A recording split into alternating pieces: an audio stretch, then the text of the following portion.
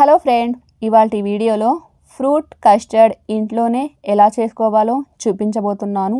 సడన్గా ఇంటికి గెస్ట్ వచ్చినప్పుడు లేదంటే వేసవి కాలంలో పిల్లలు లేదా పెద్దవాళ్ళైనా చల్లగా తినడానికి ఇష్టపడుతుంటారు.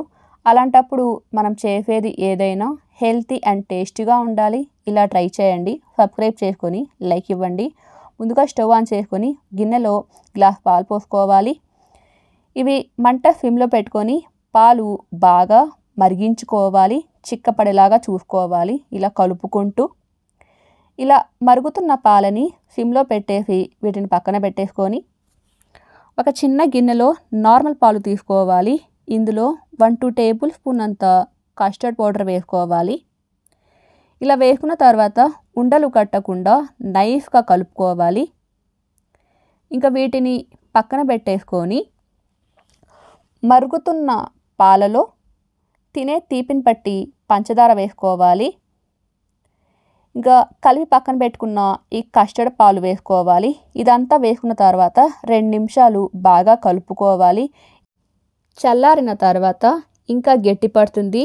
ఈ స్టేజ్లో స్టవ్ ఆఫ్ చేసుకొని ఇది పూర్తిగా చల్లారిన తర్వాత మూత పెట్టేసి కొద్దిసేపు ఫ్రిడ్జ్లో పెట్టుకోవాలి.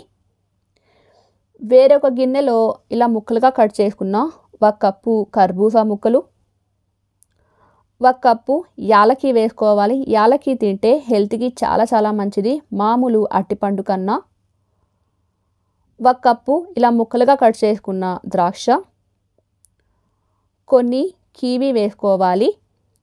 ఇవన్నీ వేసుకున్న తర్వాత ఫ్రిడ్జ్లోంచి తీసిన చల్లటి పాలు వేసుకొని బాగా కలుపుకోవాలి. మీకు ఇంకా కావాలంటే వేరే ఫ్రూట్స్ వేసుకోవచ్చు. నా దగ్గర అవే ఉన్నాయి కాబట్టి అవి వేసుకున్నాను. ఇంకా అంతేనండి.